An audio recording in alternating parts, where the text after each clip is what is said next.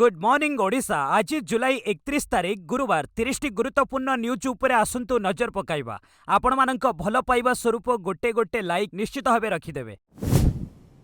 क्राइमब्रांचर सूचना ओटीटी प्रश्नपत्र लीक घटना 6 गिरफ। स्पेशल ओटीटी प्रश्नपत्र लीक घटना 6 जन को गिरफ करा जायछि। एही रैकेटर मुख्य बोर्डर जणे data entry operator Jiten Maharana. अन्य 5 जन गिरफ व्यक्ति मध्य 4 जन सरकारी शिक्षक एवं सेमाने शिक्षक संघ नेता।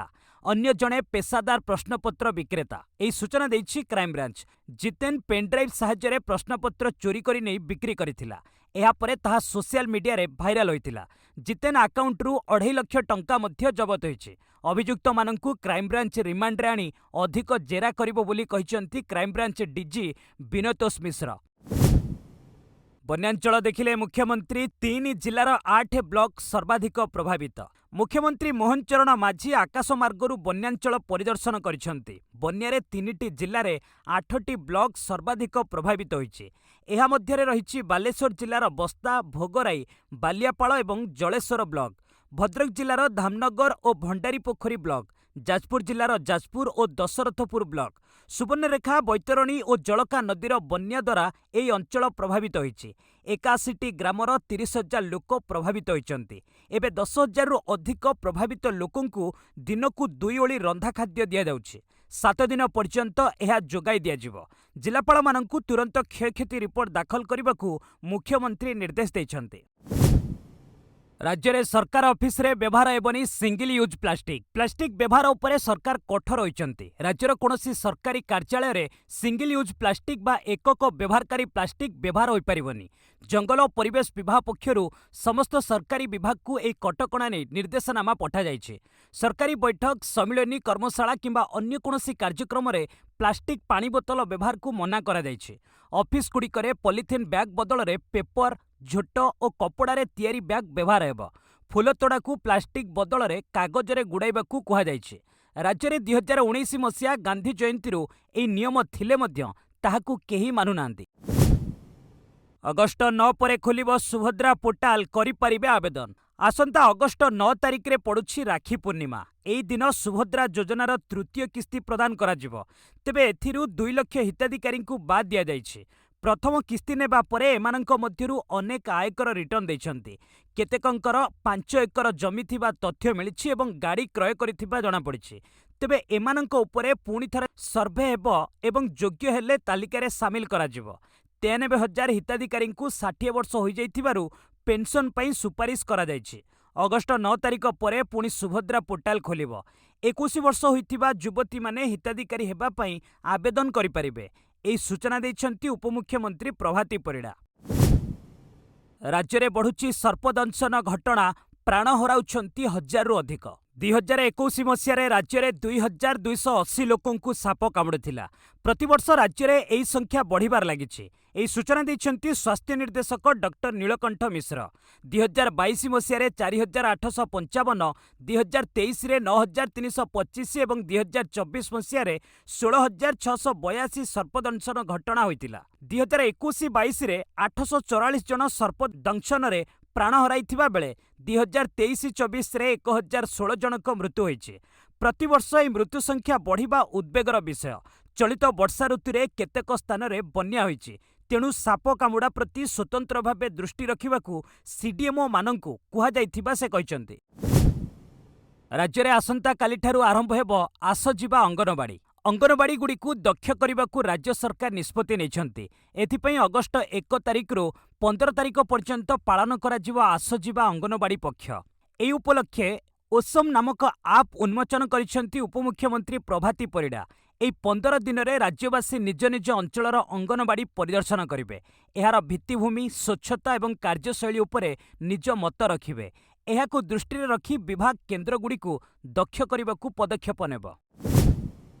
आज मयूरभंज, केन्दुझर, सुंदरगढ़ जिले में होइपारे प्रबल वर्षा। राज्यर अधिकांश जिले में वर्षार प्रभाव जारी रही। आज मयूरभंज, केन्दुझर और सुंदरगढ़ जिले में प्रबल वर्षा होइपारे बोली पाणीपाग विभाग पूर्वानुमान करिछि। सेहिपरि देवगढ़, अनुगुल, ढेंकानाल, पुरी, खोर्धा, नयगढ़, गंजाम, गजपति, बालेश्वर, भद्रक, जाजपुर, केन्द्रापड़ा, कटक, जगतसिंहपुर, झारसुगुड़ा, बरगढ़, संबलपुर जिले में वर्षा सह पवन होइपारे। अगस्ट 2 तारिख रे मिलिबो पीएम किसान किस्ती। अगस्ट 2 तारिख रे मिलिबो प्रधानमंत्री किसान सम्मान निधि बा पीएम किसान योजनार 20तम किस्ती। प्रधानमंत्री नरेंद्र मोदी उत्तर प्रदेशर वाराणसी एई किस्ती अर्थ जारी करिवे। एहार पूर्व किस्ती गत फेब्रुआरी मासरे दिया जायथिला। 9.8 कोटी चाषी को मिलिथिला 22,000 कोटी टंका। एई योजनारे प्रति 4 मासरे योग्य चाषी खाता को जाउछि 2,000 टंका, अर्थात वर्षकु 6,000 टंका लेखाएं मिलुछि। भारत उपरे 25% टारिफ लदिले ट्रंप आसंता कालिठारु लागू। बारंबार आलोचना परे भी भारत अमेरिका वाणिज्य चुक्ति चूड़ांत होई पारि नाही। शेषरे राष्ट्रपति डोनाल्ड ट्रंप भारत पई टारिफ घोषणा गरिछन्ति। August 1 तारिखरु 25% tariff लागिबो। भारतरु हेउथिबा समस्त रप्तानी उपरे 25% शुल्क लगाइछि अमेरिका। एहा फଳରେ भारतरु अनेक गुड़िए जिनिसर रप्तानी एबे बाधाप्राप्त हेबा स्पष्ट। उभय देश मध्य 130 मिलियन डॉलर वाणिज्य कारोबार को मध्य एहा धक्का हेबो। रूस भारतर संपर्क को नहीं किछि दिन धरी ट्रंप भीषण क्षुब्ध थिले। तांको निष्पत्ति रे एहा प्रतिफलित होईछि। नौसेनार बढ़िबो शक्ति, भारत किणिबो 9टी आधुनिक बुड़ाजाहाज। भारतीय नौसेनार शक्ति बढ़िबो। सरकार 9टी आधुनिक बुड़ाजाहाज क्रय करिवे। प्रोजेक्ट 75 अधीन रे एई निष्पत्ति होईछि। मोट 90,000 रु 1 लाख कोटी टंका एथिरे खर्च कराजिबो। प्रारंभिक भावे 6टी बुड़ाजाहाज क्रय पई चुक्ति हेबो। चुक्ति स्वाक्षर हेबार 1 वर्ष परे आउ 3टी बुड़ाजाहाज क्रय हेबो। फ्रांस सहयोगरे भारत नौबाहिनी पई कालाभरी श्रेणीर स्कॉर्पिन बुड़ाजाहाज निर्माण करिछि। एबे जर्मनी सहयोगरे माजागांव डॉकयार्ड लिमिटेड बुड़ाजाहाज निर्माण करिपारे। महादेव परे ऑपरेशन शिवशक्ति, 2 आतंकी टळिले। ऑपरेशन महादेव परे आरंभ होईछि ऑपरेशन शिवशक्ति। 2 दिन तळे ऑपरेशन महादेव रे 3 पाकिस्तान आतंकवादी निहत होइतिले। एहार 48 घंटा न पुरुणु बुधवार सकाळे जम्मू कश्मीर पुंछ जिलार नियंत्रण रेखा निकटरे सेना गुली रे आउ 2 आतंकी टळी पड़िछन्ति। नियंत्रण रेखा देई पाकिस्तान पटु एई आतंकी भारत सीमा मध्यकु प्रवेश करिबाकु उद्यम करुथिले। भारतीय सेनार गुलीमाड़े 2 आतंकी मृत्यु होईछि। भारतीय सेनार व्हाइट नाइट क्रॉप्स पक्षरु एई सूचना दिया जाइछि। एई ऑपरेशन नाम शिवशक्ति रखा जाइछि। सेना गाड़ी उपरे पत्थर खसिला, लेफ्टेनांट कर्नेल जवान शहीद। लद्दाखर लेहरे सेनार एक गाड़ी दुर्घटनार सम्मुखीन होईछि। गाड़ी उपरे अचानक एक विशाल पत्थर खंड खसिथिला। दुर्घटनारे जणे लेफ्टेनांट कर्नेल और जणे जवान शहीद होइछन्ति। मेजर रैंकर 2 जण अधिकारी, जणे कैप्टेन गुरुतर आहत होइछन्ति। सेना गाड़ीटी दूरबुकरू चोंगतास जिबा बेले पर्वतरू पत्थर गड़ी गाड़ी उपरे पड़िथिला। लेफ्टेनांट कर्नेल भानु प्रताप सिंह और लांस दफादार दलजीत सिंह शहीद होइछन्ति। मेजर मयंक शुभम, मेजर अभित दीक्षित एवं कैप्टेन गौरव गुरुतर अछन्ति। रूस रे भूकंप, जापान अमेरिका चाइना रे सुनामी अलर्ट। रूसिया रे बुधवार सकाळे शक्तिशाली भूकंप परे सुनामीर आतंक देखा देइछि। भूकंपर तीव्रता रिक्टर स्केल रे 8.7 रहितिला। भूकंपरे रूसिया थरहर हेबा परे सुनामी अलर्ट जारी करा जायथिला।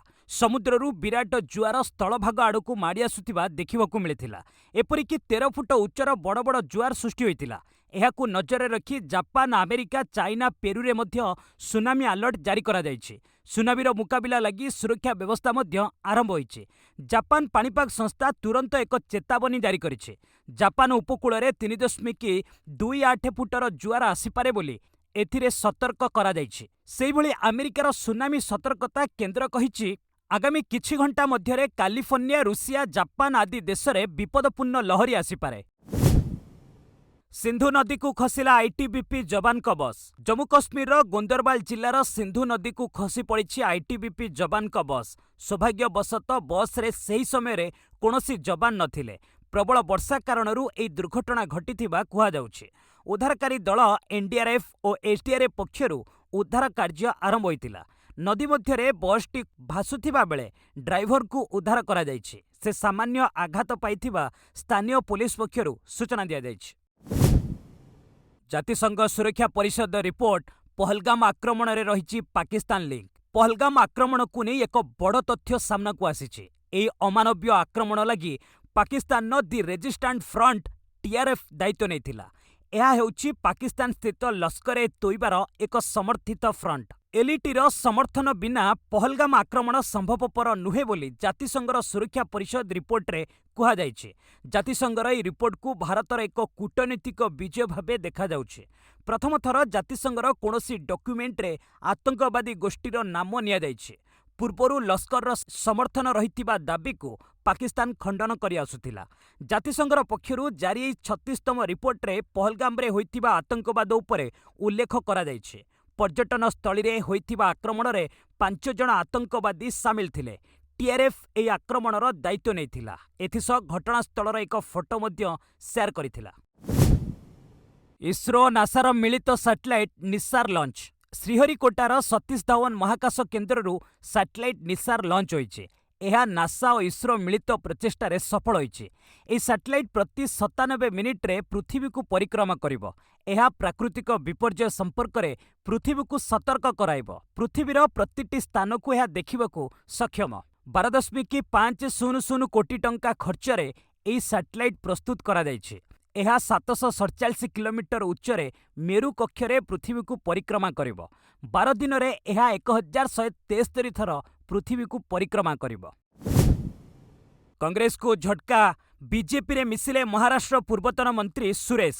ମହାରାଷ୍ଟ୍ରରେ କଂଗ୍ରେସକୁ ବଡ଼ ଝଟକା ଲାଗିଛି। ପୂର୍ବତନ ମନ୍ତ୍ରୀ ସୁରେଶ ଭରପୁଦକର କଂଗ୍ରେସ ଛାଡ଼ିଛନ୍ତି। ସେ ତାଙ୍କ ସମର୍ଥକଙ୍କ ସହ ଭାରତୀୟ ଜନତା ପାର୍ଟି ତଥା ବିଜେପିରେ ଯୋଗ ଦେଇଛନ୍ତି।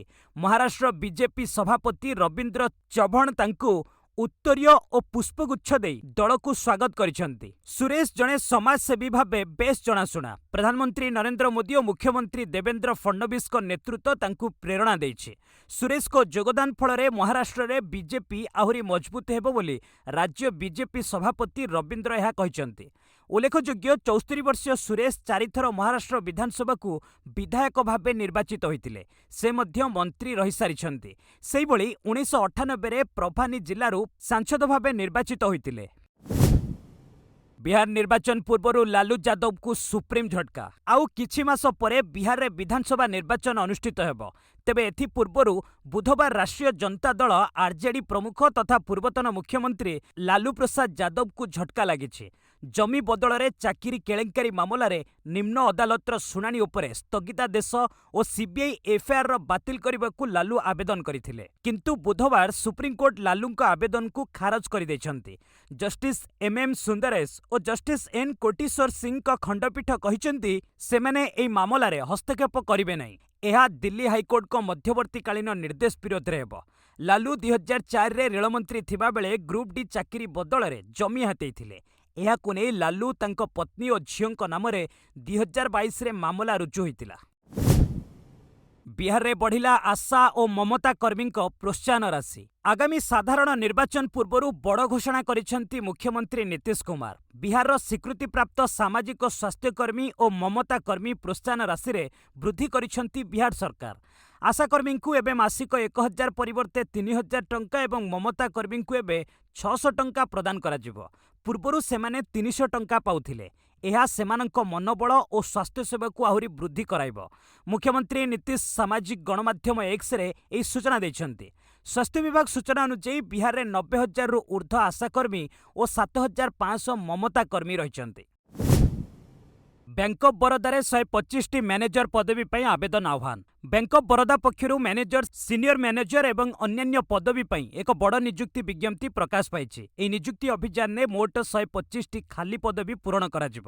ଇଚ୍ଛୁକ ଏବଂ ଯୋଗ୍ୟ ପ୍ରାର୍ଥୀମାନେ ଅଗଷ୍ଟ 19 ତାରିଖ ମଧ୍ୟରେ ଅନଲାଇନ୍ ମାଧ୍ୟମରେ ଆବେଦନ କରିପାରିବେ। ଏହି ପଦବୀଗୁଡ଼ିକ ପାଇଁ ସ୍ନାତକ, ସିଏ, MBA ଭଳି ଶିକ୍ଷାଗତ ଯୋଗ୍ୟତା ଆବଶ୍ୟକ। ଆବେଦନ ଶୁଳ୍କ ସାଧାରଣ ବର୍ଗଙ୍କ ପାଇଁ 850 ଟଙ୍କା ଏବଂ SC, ST ମହିଳା ପ୍ରାର୍ଥୀଙ୍କ ପାଇଁ 175 ଟଙ୍କା ଧାର୍ଯ୍ୟ କରାଯାଇଛି। ଅଧିକ ବିବରଣୀ ପାଇଁ ଏବଂ ଆବେଦନ ପାଇଁ ବ୍ୟାଙ୍କର ଅଫିସିଆଲ ୱେବସାଇଟ୍ bankofbaroda.in ଦେଖନ୍ତୁ।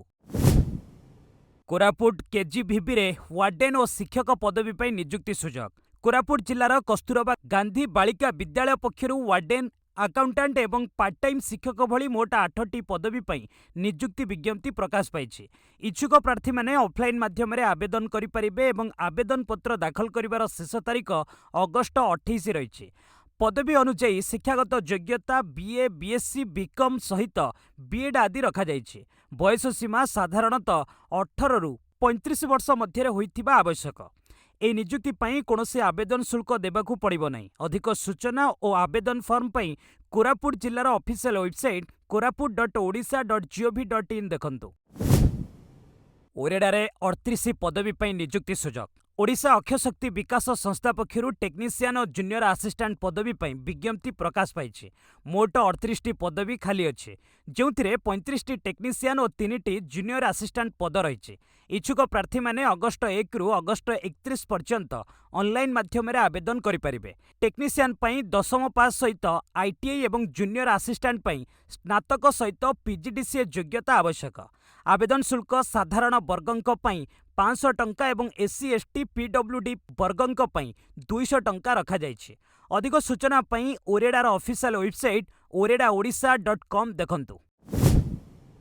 हाईकोर्ट को निर्देश रे अमीन आरआई परीक्षा बातिल, सानी हेबो विज्ञप्ति। अमीन R I A R I I C D S supervisor statistical field surveyor पद पई करा जायथिबा प्राथमिक परीक्षा को बातिल करा जायछि। हाईकोर्ट को निर्देश रे एई पदक्षेप निया जायछि। 2695 पदवी पई परीक्षा होइतिला। आसंता 15 दिन मध्यरे परीक्षा पई सानी विज्ञप्ति प्रकाश करबाकू हाईकोर्ट कहिसंती। ए संपर्कित एक मामलार शुणाणी करी विचारपति जस्टिस बिरजा प्रसन्न शतपथी एई निर्देश दैछंती। एथिसह आसंता अगस्ट 1 रु 4 तारिख पर्यंत हेबाकू थिबा एहार मुख्य परीक्षा मध्य बातिल करा जायछि। एसबु पद लागि 2023 मसियारे विज्ञप्ति प्रकाश पाइथिला। 5 लाख प्रार्थी आवेदन करथिले, किंतु परीक्षा देथिले 2,93,000 प्रार्थी। चलित वर्ष इन्फोसिस 20,000 नियुक्ति देव। अनेक टेक कंपनी छटे घोषणा करुछंती, किंतु इन्फोसिस नियुक्ति देबाकू घोषणा करिछि। चलित वर्ष कंपनी 20,000 नियुक्ति देव। एही सूचना दैछंती इन्फोसिस सीईओ सलील पारेख। से कहिछंती कंपनी प्रथम त्रैमासरे 17,000 रु अधिक नियुक्ति दैछि। एपर्यंत 2,75,000 कर्मचारी को भिन्न भिन्न स्तर रे तालीम दैछि। उल्लेखयोग्य निकटरे टाटा कंसल्टेंसी सर्विसेज टीसीएस 12,000 छटई करबाकू घोषणा करिछि। एहा पूर्वरु अन्य केतेक टेक कंपनी मध्य छटई घोषणा करथिले। आज अंतर्जातीय स्पेस स्टेशन को यात्रा करिवे 4 महाकाशचारी। आज 4 जन महाकाशचारी अंतर्जातीय स्पेस स्टेशन अभिमुखे यात्रा करिवे। स्पेस एक्स रो फाल्कन 9 रॉकेट जोगे भारतीय समय राति 9:39 रे एई मिशन उत्क्षेपण कराजिवो। क्रू 11 नामक एई मिशन ने अमेरिकार 2 जन, जापान जणे एवं रूसर जणे महाकाशचारी सामिल अछंती। सेमाने प्राय 6 मास पर्यंत स्पेस स्टेशन ने रही विभिन्न वैज्ञानिक परीक्षा करिवे एवं नासार चंद्र मिशन आर्टेमिस पई प्रस्तुति रे सहाय्य करिवे। नासा अनुଯାयी उत्क्षेपण पई पाग 85% अनुकूल रहिबो बोली आकलन करा जायछि। साउदी अरब रे संपत्ति किणिबाकू विदेशी को मिलिला अनुमति। साउदी अरब सरकार तांकर निष्पत्ति रे परिवर्तन करिसंती। विदेशी नागरिक एवं कंपनी गुड़िक पई निज रियल इस्टेट मार्केट खोलिबाकू निष्पत्ति नेछंती। फलरे विदेशी माने एणिकी देश रे संपत्ति क्रय करि परिबे। 2026 मसियारू एई नियम लागू हेबो। एई कोहळ नियम साउदी अरब को वैश्विक निवेशक केंद्र करिबारे सहायक हेबो बोली सरकार कहिसंती। तेबे मक्का और मदीना भली पवित्र सहर रे केवल मुसलमान माने ही संपत्ति क्रय करि परिबे। जिओर नुआ घोषणा, एबे टीवी एवं कंप्यूटर मासिक मात्र 400 टंकारे। रिलायंस जिओ एक नुआ क्लाउड आधारित कंप्यूटर सेवा जिओ पीसी आरंभ करिछि। एहा कोनोसी हार्डवेयर नुहे, बरंग एक वर्चुअल कंप्यूटर सेवा जहाकू आपणक टीवी किंबा मॉनिटर रे व्यवहार करिहेबो। एथिपई एक Jio set top box, keyboard और माउस आवश्यक। एही सुविधा केवल जिओ फाइबर एवं जिओ एयर फाइबर ग्राहकंक पई उपलब्ध। मासिक 400 टंकार प्लान ने ग्राहक माने एआई सुविधा, माइक्रोसॉफ्ट ऑफिस भली एप्लिकेशन एवं 512 जीबी क्लाउड स्टोरेज पाइबे। कंपनी समस्त ग्राहकंकु प्रथमे 1 मासर फ्री ट्रायल मध्य देउछि। ऑस्ट्रेलिया रे कड़ा नियम, 16 वर्षरु कम पिलांक पई यूट्यूब अकाउंट बैन। ऑस्ट्रेलिया सरकार 16 वर्षरु कम बयसर पिलामानंक पई यूट्यूब अकाउंट खोलिबा उपरे कटकणा लगाइछंती। आसंता डिसेंबर रु लागू हेबाकू थिबा नियम अनुଯାयी पिलामाने निज नामरे यूट्यूब अकाउंट तैयारी करि परिबे नाही। पिलामानंकु ऑनलाइन क्षति, साइबर बुलिंग एवं मानसिक स्वास्थ्य समस्या सुरक्षा देबा एहार मुख्य उद्देश्य। पूर्वरु टिकटॉक, इंस्टाग्राम एवं फेसबुक भली प्लेटफॉर्म रे मध्य एई कटकणा लागू होई सारिछि। तेबे पिलामाने बिना अकाउंट रे वीडियो देखि परिबे, किंतु कमेंट करिबा किंबा निज वीडियो पोस्ट करि परिबे नाही। ଭାରତ ପାକ୍ ସେମି ଲଢ଼େଇକୁ ନେଇ ବିବାଦ ପ୍ରାୟୋଜକ ଓହରିଲେ। ଅବସରପ୍ରାପ୍ତ କ୍ରିକେଟରଙ୍କୁ ନେଇ ଇଂଲଣ୍ଡରେ world championship of legend tournament ଖେଳାଯାଉଛି। ଯୁବରାଜ ସିଂଙ୍କ ନେତୃତ୍ୱାଧୀନ ଭାରତ ଏହି ଟୁର୍ଣ୍ଣାମେଣ୍ଟର ସେମିଫାଇନାଲରେ ପ୍ରବେଶ କରିଛି। ଗୁରୁବାର ସେମିଫାଇନାଲ ଲଢ଼େଇର ଭାରତର ମୁକାବିଲା ଚିରପ୍ରତିଦ୍ୱନ୍ଦ୍ୱୀ ପାକିସ୍ତାନ ସହ ହେବ। ତେବେ ଏହି ମ୍ୟାଚ୍ ପୂର୍ବରୁ ବିବାଦ ଦେଖାଦେଇଛି। WCLର ପ୍ରମୁଖ ପ୍ରାୟୋଜକ EaseMyTrip Bharat Pakistan semifinal ମ୍ୟାଚ୍ରୁ ଓହରି ଯାଇଛି। କମ୍ପାନୀ କହିଛି, ପାକିସ୍ତାନ ବିପକ୍ଷ ସେମିଫାଇନାଲ କେବଳ ଆଉ ଏକ ମ୍ୟାଚ୍ ନୁହେଁ, ଆତଙ୍କବାଦ ଓ କ୍ରିକେଟ ଏକାଠି ଚାଲିପାରିବ ନାହିଁ। ଆତଙ୍କବାଦକୁ ସମର୍ଥନ କରୁଥିବା ଦେଶ ସହ ସମ୍ପର୍କ ସ୍ୱାଭାବିକ କରିବାକୁ ଚେଷ୍ଟା କରାଯାଉଥିବା କୌଣସି କାର୍ଯ୍ୟକଳାପକୁ ଆମେ ସମର୍ଥନ କରିପାରିବୁ ନାହିଁ ବୋଲି ନିଶାନ୍ତ ଉଲ୍ଲେଖ କରିଛନ୍ତି। ପୂର୍ବରୁ ଟୁର୍ଣ୍ଣାମେଣ୍ଟର ଗ୍ରୁପ୍ ପର୍ଯ୍ୟାୟରେ ମଧ୍ୟ ପାକିସ୍ତାନ ସହ ମ୍ୟାଚ୍ ଖେଳିବାକୁ ଭାରତୀୟ ଖେଳାଳି ମନା କରିଦେଇଥିଲେ। ଆଜିଠୁ ଓଭାଲରେ ପଞ୍ଚମ ଟେଷ୍ଟ ବୁମ୍ରାଙ୍କୁ ଦିଆଯାଇପାରେ ବିଶ୍ରାମ। ଭ୍ରମଣକାରୀ ଭାରତ ଓ ଇଂଲଣ୍ଡ ମଧ୍ୟରେ ନିର୍ଣ୍ଣାୟକ ପଞ୍ଚମ ଟେଷ୍ଟ ଆଜିଠାରୁ ଆରମ୍ଭ ହେବ। ଦି ଓଭାଲରେ ଖେଳାଯିବାକୁ ଥିବା ଏହି ମ୍ୟାଚ୍ ଜିତି ଭାରତ ସିରିଜ୍ ଡ୍ର ରଖିବାକୁ ଲକ୍ଷ୍ୟ ରଖିଛି। ପୂର୍ବରୁ ଅନୁଷ୍ଠିତ 4ଟି ଟେଷ୍ଟରୁ ଇଂଲଣ୍ଡ 2ଟି ଓ ଭାରତ ଗୋଟିଏ ବିଜୟୀ ହୋଇଛି। ଯଦି ପଞ୍ଚମ ଟେଷ୍ଟ ଡ୍ର ରୁହେ, ତେବେ ଭାରତ ସିରିଜ୍ ହାରିବ। ଏହି ନିର୍ଣ୍ଣାୟକ ଲଢ଼େଇ ଲାଗି ଟିମ୍ ଇଣ୍ଡିଆ ଜୋରଦାର ପ୍ରସ୍ତୁତି କରିଛି। କିନ୍ତୁ ଅଭିଜ୍ଞ ବୋଲର ଯଶପ୍ରୀତ ବୁମ୍ରାଙ୍କ ଖେଳିବାକୁ ନେଇ ଆଶଙ୍କା ପ୍ରକାଶ ପାଇଛି। ବୁମ୍ରା ଏହି ସିରିଜରେ ପ୍ରଥମ, ତୃତୀୟ ଓ ଚତୁର୍ଥ ଟେଷ୍ଟ ଖେଳିଛନ୍ତି। ତାଙ୍କ ଫିଟନେସକୁ ନଜରରେ ରଖି ଦି ଓଭାଲ ଟେଷ୍ଟରେ ବିଶ୍ରାମ ଦିଆଯାଇପାରେ। ଟିମ୍ ମ୍ୟାନେଜମେଣ୍ଟ ଓ BCCI ଏଭଳି ନିଷ୍ପତ୍ତି ନେଇଛନ୍ତି।